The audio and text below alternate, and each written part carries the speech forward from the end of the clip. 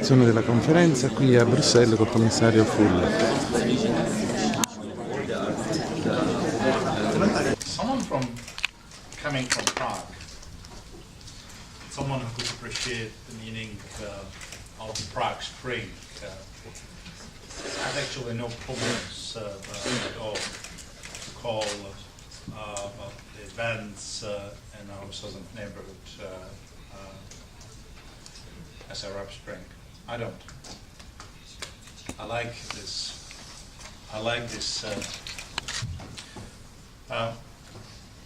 Welcome to the first, and as I earnestly hope, not the last civil society forum for the southern neighborhood.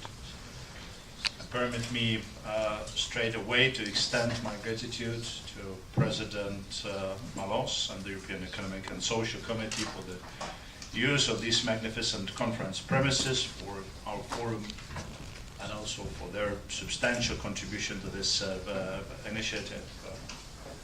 Talking about this magnificent room, I'll do my best to overcome this physical barrier between this part. We have witnessed together that the path from public protest to political participation is not a linear one. That there will be setbacks and disappointments. As polarization in societies has deepened and intensified, the need for engagement in dialogue becomes more apparent.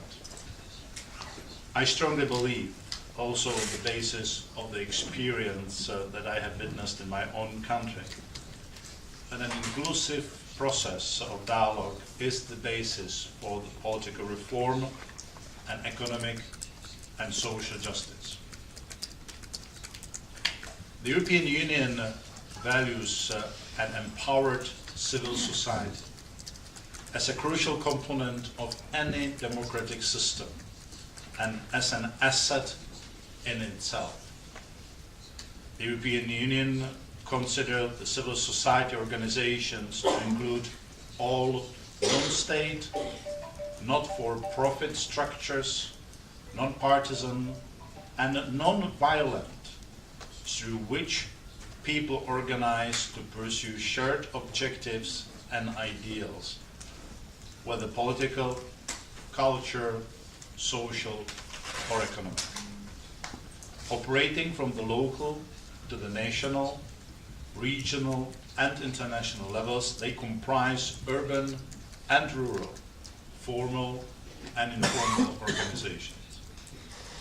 Let me also add that the European Union proposes an enhanced and more strategic engagement for the civil society organizations, not only in the southern Mediterranean, but in all developing, enlarging, and neighborhood countries, with a particular focus on local civil society organizations. Now let me turn to my second point. The need for a regional structured dialogue complementing the national dialogue. It was in Marseille early last year at the Annalen Forum when I underlined the necessity and called for the creation of mechanism for continuous, structured dialogue between civil society, the authorities, and the European Union at a regional level. What we are trying to establish is the creation of the necessary space, conditions, freedoms, trust, and the means to dialogue among all sides. Dialogue is not a fig leaf for passivity and inaction. We are promoting it as a complement, not as an alternative to active support for political and social reform. Let me also stress that dialogue cannot exist or be effective in vacuum. It cannot be dialogue for the sake of dialogue or an end in itself, but the means to ensure an inclusive participation of civil society in decision-making process. Dialogue should not be passive, but issue and action oriented. A civil society participation in public political policy processes and reforms should lead to inclusive and effective policies if conjugated with adequate allocation of resources and sound management. Why we are taking a regional approach? You have heard me say on previous occasion that common regional problems need common regional solutions. There are also some issues which by their nature are transnational. Pass borders, refugees, migration, environment, and I could go on like this. National dialogues exist with varying degree of success. A regional approach allows building on and complementing the work at national level. Adding a regional perspective will in no way diminish the national efforts. In some countries, dialogue is a natural prerequisite for reform, while in other countries, reforms are needed before a dialogue can take place. Let me now address my third point, how to build these initiatives to make it truly inclusive and reflecting the needs of all the stakeholders. The key question in moving forward on this initiative are obvious. How do we build stronger partnership between the civil society, governments, and the European Union or other donors? How do we ensure structured dialogues in which the voice of civil society in a broad sense is heard and represented and respected when policy decisions are made and implemented? And how can the European Union facilitate this? To achieve sustainable democratic governance, the European Union and partner countries must embrace more inclusive policy making, communicate more openly, and improve engagement of the public and all stakeholders. That is quite simply the rationale and ambition that underlines this initiative. But there are also founder of Global Thinkers Forum, a think tank that promotes partnerships, collaboration, and creates development and empowerment opportunities with a strong focus on the MENA region and the MENA countries. In this day and age, which are there, because of course all our activity takes place in a context which is difficult, which becomes daily more difficult, and in some countries more and more difficult. And I think that having a regional perspective will help to bring together civil society, authorities, and it is also our experience on the we try to do is being multiplied by others and vice versa. The regional network which is working with the southern countries, but also a regional platform which is also involved in this the South-North dialogue and debate. And we've been trying to face the challenges of the relation between the EU and the Arab countries since 2005. But first, allow me to highly appreciate the initiative. And it's a pleasure to see that all the narrative that we've been exposed to during the previous years, we are witnessing its concretization to a real initiative that we hope that this initiative will this time lead to enhancing the role of civil society and the dialogue with civil society, but the dialogue among civil society as well. So I personally see it as a big opportunity for us that we have to build on and to work more in order to elaborate. The EU and Arab Maghreb Union. Now, exactly as you said, us not imposing on the member states of Maghreb Union something that is not part of their ambition. But within that generally defined consensus among themselves to integrate that least integrated part of the world, actually, we would be very happy to help them not only with the experience, but focusing and promoting particularly those programs, sector cooperation, which could become a driving force for deepening that integration. I mean, to tell the truth, I mean, I'm sometimes doubting, I mean, how at the time of those serious economic and social challenges in the South, the governments leave within their reach the possibility of extra 1-2% of the GDP growth if they would fully use the integration potential as already defined within the Maghreb Union.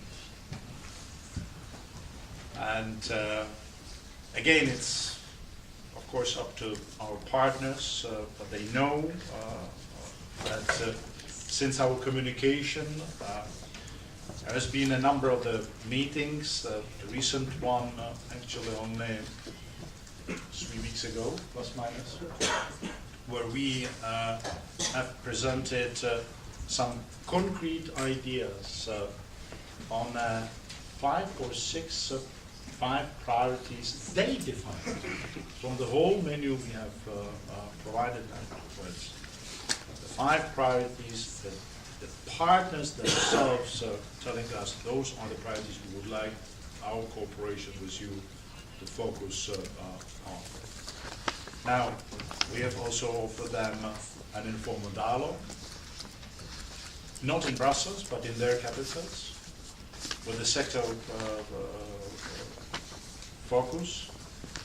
What is the most important element that from the very beginning of this initiative, we're making this point again and again, unless you include also other stakeholders and civil society, you will never be able to fully establish the most conducive conditions for these initiatives to bring the fruit, and you will never be able to implement those initiatives in that way.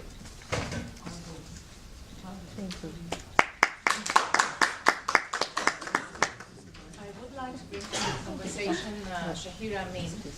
I've seen you nodding and advocates of democracy, particularly the youth. They are determined to continue to push for reforms, for freedom and democracy, and they demand to be part of the whole process and to have a say in what comes next. But unfortunately, they've been increasingly marginalized and excluded and disengaged. An uprising in our partner countries. I mean, there is a red line. It's not a red line. I think it's a wall. But at the same time, when there is the movement where the people sort of take the issues of their dignity. Now that you have been here today, very generous with your time, and you have been here with an open mind, with an open heart, with open ears, and we commit to your Ne comprend pas, par exemple, que la Fondazione Annalyn de Pavarotti. Elle comprend que la Fondazione Annalyn, ce qui sonne le violon. Il y a un mélange et une confusion totale.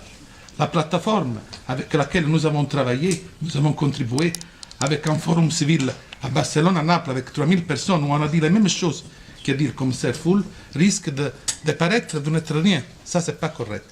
Et alors, quel est l'appel que je fais du profond de mon cœur?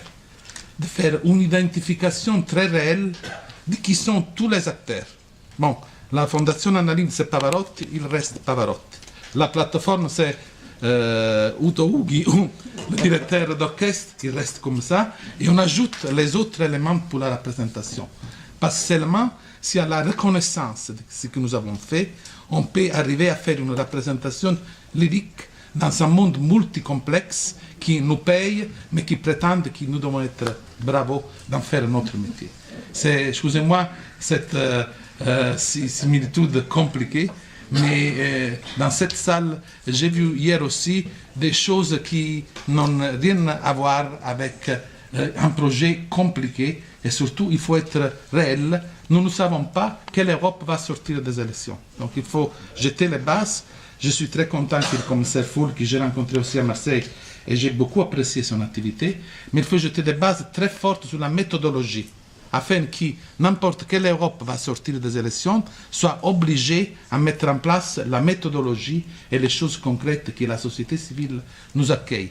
Avec cet élargissement, pas seulement aux pays du Sud, mais aussi aux autres pays arabes qui donnent des aides et ont des moyens énormes et qui doivent obligatoirement être des partenaires dans ce processus.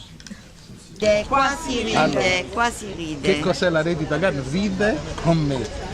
Welcome. Specific topic, please, because you are talking about content. I am Euromed Civil Platform, and I am organizing as Fondazione Mediterraneo the first civil forum in '94 in Naples. So we are in the civil forum experience.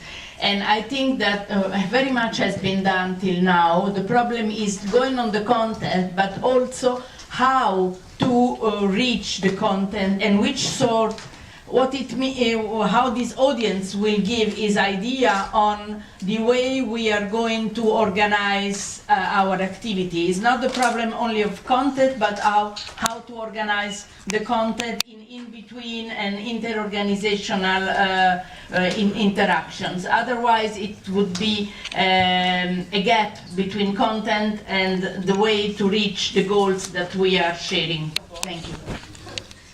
And we don't have a board, and I will try to put it here. C'est-à-dire des personnes avec lesquelles on veut travailler. Et ça, bien sûr, ça diffère d'un pays à un autre. On n'a pas les mêmes priorités pour chaque catégorie, et spécialement pour les jeunes. Au final de ces 2 jours de travail, pour vous dire à quel point on vous est reconnaissant à tous pour ce que vous avez fait, et pas simplement depuis hier après-midi, mais depuis notre premier rendez-vous il y a plus d'1 an à Marseille, lors des réunions organisées par la Fondation Annalise. On vous a expliqué à plusieurs reprises au cours de cette année à quel point il était important pour nous les bureaucrates de l'Union européenne, mais également les hommes politiques, comme vous l'a dit le commissaire Fule ce matin, de pouvoir compter sur vous pour nous